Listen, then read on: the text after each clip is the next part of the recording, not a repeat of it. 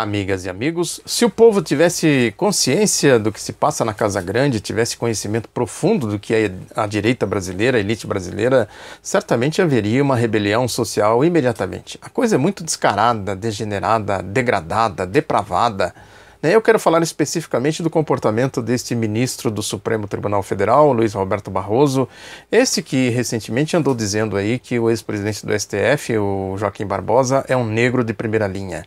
Depois ele se desculpou, é natural que as pessoas cometam deslizes, todos nós estamos sujeitos a isso, mas o que ele disse revela a alma da direita brasileira, da elite brasileira. Esta alma que eu sempre falo aqui, que está impregnada de quase 400 anos de escravagismo, que tem nas costas uma galeria de crimes sociais repugnantes, que em pleno século XXI está de volta agora com o golpe, lutando aí para fazer o país retornar ao século XIX. O papel da direita é exatamente esse, desta elite, exatamente esse, fazer com que o século XIX nunca termine por aqui.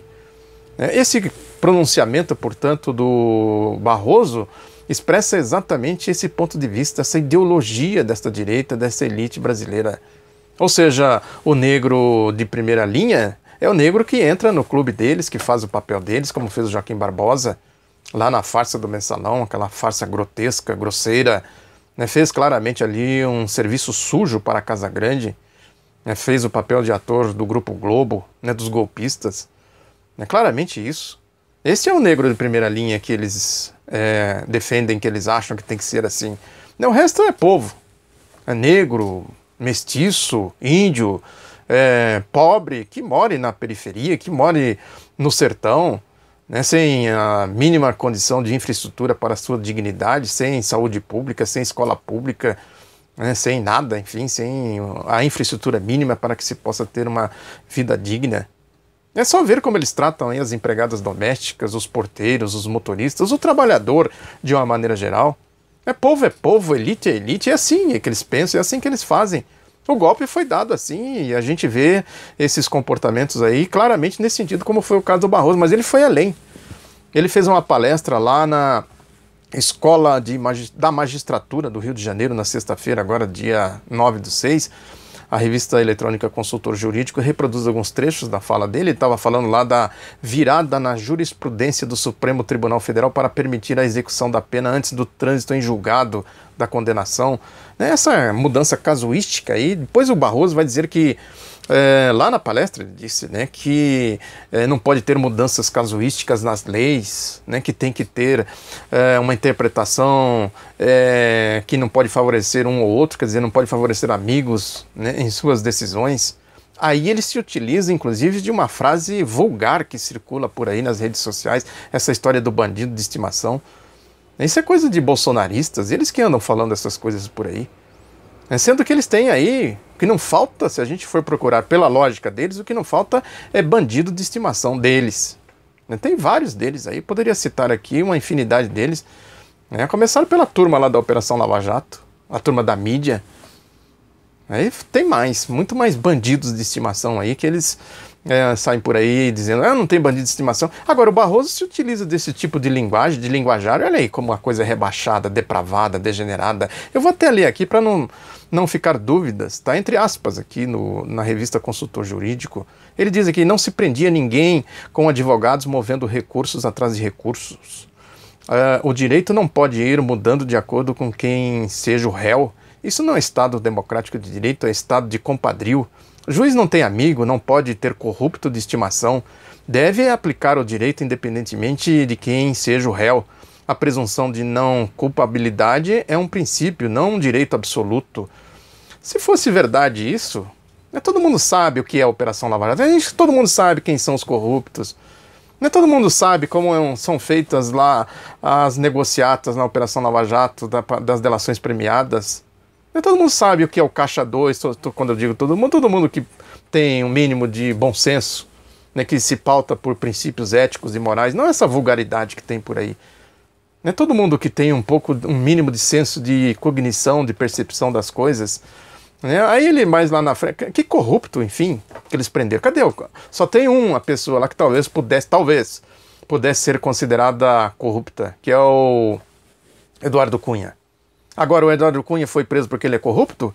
Claro que não, foi preso por causa da politicagem da Operação Lava Jato, do Grupo Globo, do golpe. Claro, claramente foi isso.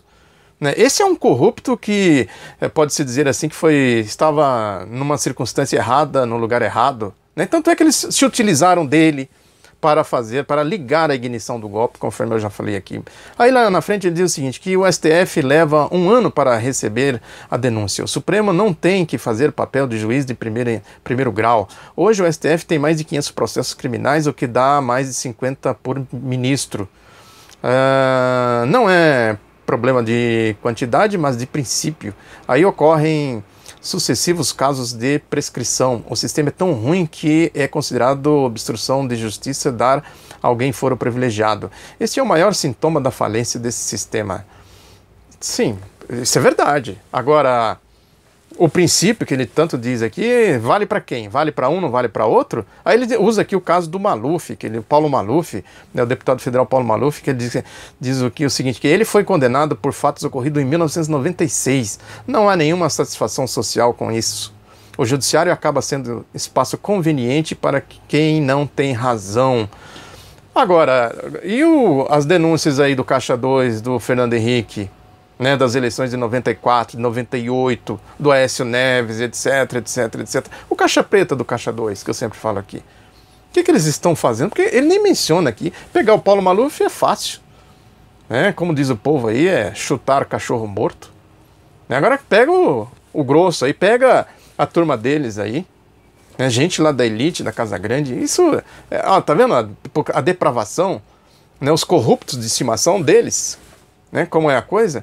Né? É aquela história, né? É o clube privado que eu sempre falo aqui, esse comportamento promíscuo, inclusive do judiciário, que é o poder mais promíscuo, né? Essa relação com a mídia, vergonhosa relação com a mídia, né? Com os poderosos, enfim, até com escritórios de advogados.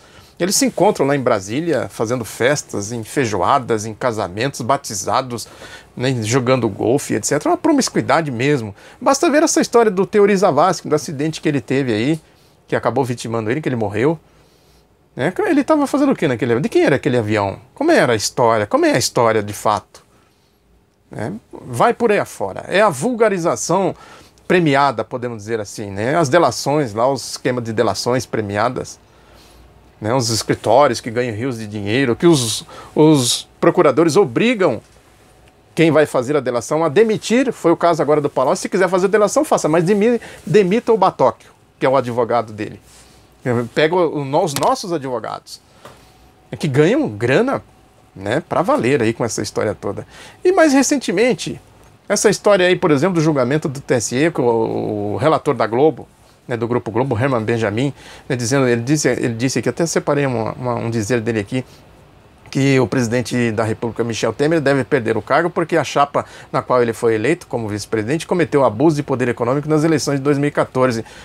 As outras chapas não incorreram no mesmo problema? De onde veio o dinheiro das outras chapas? Caiu do céu? Passaram anjos distribuindo dinheiro para as outras chapas e demônios na chapa Dilma Temer? Olha a desfaçatez, a mentira aí.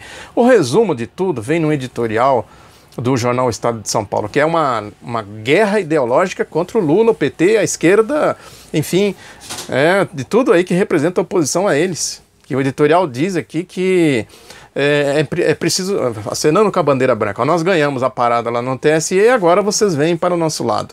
É que uma destituição, um impeachment da presidenta Dilma, está dizendo aqui, há cerca de 1 ano, foi um fato político capaz de deflagrar no país um processo de renovação nacional em todos os aspectos. Né? Mas o que eles estão interessados são as reformas, é isso que ele está querendo dizer aqui, que aí tenta desmoralizar o que ele chama aqui de lulopetismo, né? Aí fala que usa a Lava Jato, olha, a Lava Jato quando convém para eles usam, dizendo que a Lava Jato criou aí uma vigorosa ação anticorrupção, né, que melhorou os quadros políticos. Essa turma do golpe aí melhorou os quadros políticos. Olha só aonde vai a desfaçatez. Né? E diz aqui, inclusive, que agora esta oposição está fazendo um papel contra o Brasil, né, ao lutar contra as reformas. Né? Vejam como eles compõem o quadro, como a coisa é muito descarada, como a Casa Grande é descarada. Brigam lá entre eles, o Estadão brigando com o Grupo Globo, a gente viu no julgamento do TSE, agora vamos todos aqui nos unirmos, porque aqui nós somos conosco, ninguém podosco. Luiz Roberto Barroso, Estadão, Grupo Globo, né? As coisas vão se compondo aí, a Casa Grande. O jogo sujo da depravação da Casa Grande. Precisam destruir a reputação do Lula, da Dilma, da esquerda, do PT, de todo o projeto desenvolvimentista de progresso social, dizendo que foi uma coisa voluntária. Tudo que é voltado para o povo é populismo, voluntarismo, corrupção. É assim que eles tratam as coisas. Nesse moralismo de fancaria, de prostíbulo, que eu sempre falo aqui. E a gente, nestas manifestações agora, a gente viu isso. O Luiz Roberto Barroso, o ministro do STF, apenas sintetizou tudo isso. Muito obrigado pela atenção. Divulgue o outro lado da notícia. Um abraço, até a próxima.